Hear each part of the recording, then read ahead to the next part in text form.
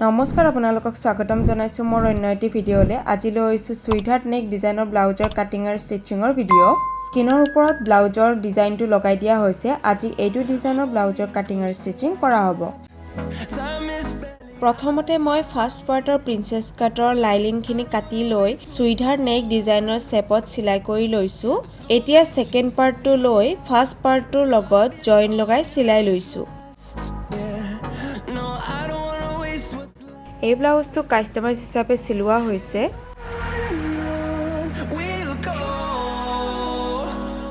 front পাৰ্টটো সিলোৱা হৈ গল এতিয়া বেক পাৰ্টটো সিলাবলৈ উলাইছো বেক ডিজাইনটো স্কয়াৰ শেপত সিলোৱা হৈছে এতিয়া বেক নেক ডিজাইনটো শেপত সিলাই কৰি লৈছো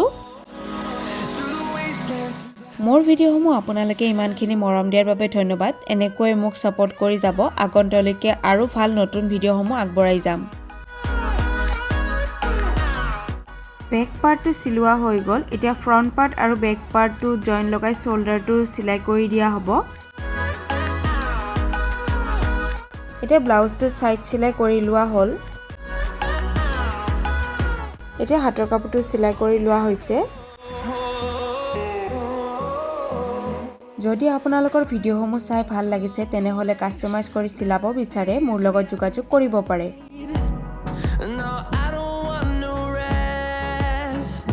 হাতৰ কাপোৰটো সিলোৱা হৈ গল এতিয়া ব্লাউজটোৰ হৈতে হাতৰ কাপোৰটো লগাই জইন লগাই সিলাই কৰি দিয়া হৈছে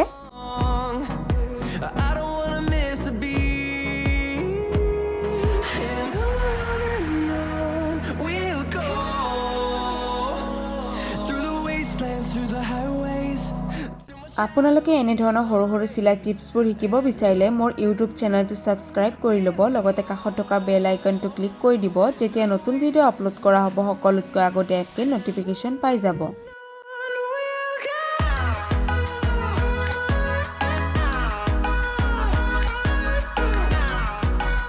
এতিয়া বডি মেজাৰমেন্ট হিচাপে ফিটিং সিলাই কৰি কমপ্লিট কৰা হৈছে